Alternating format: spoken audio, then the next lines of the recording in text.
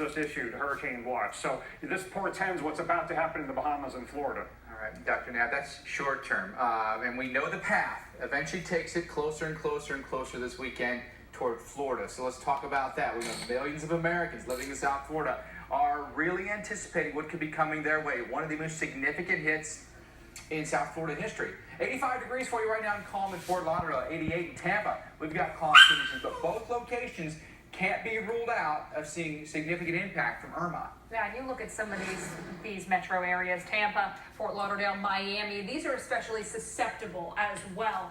And when you look at a track like this, you look at intensity forecasts like this, really makes you take notice. And luckily we've seen that today across the state of Florida. Yeah, it really is good to see.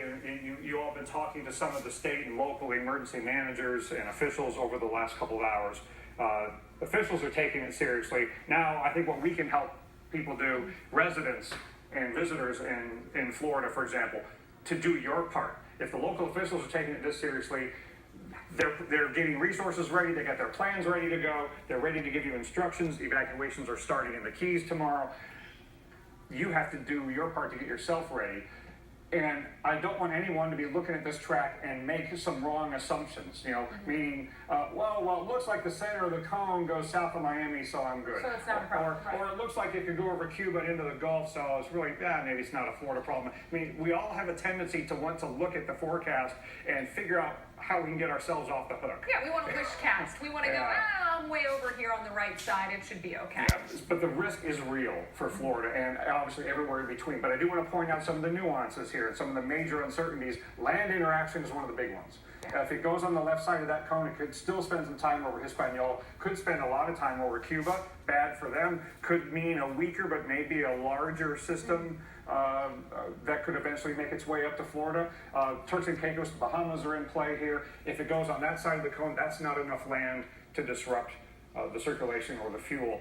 And with timing, this is really important. It's always important to tell you what's coming, but how long do you have to prepare? And the earliest reasonable time of arrival in South Florida would be Friday night. You might have into Saturday morning, but I'd be thinking now, I've got Wednesday, Thursday, and Friday in South Florida to get ready. And that's why the evacuation's already happening, because in the Keys, they can't wait till Friday.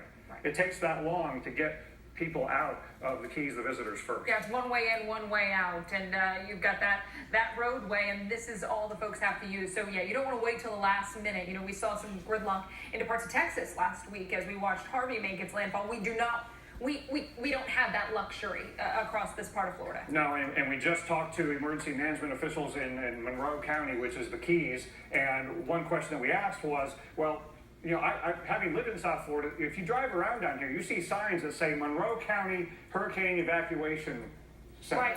This is where you go if you've just evacuated from the Keys. But well, now that's the problem. Yeah, what if you have to evacuate from portions of South Florida on the mainland? Well, that's what he was saying. People need to find an inland location to stay, but don't be driving to Georgia or something like that.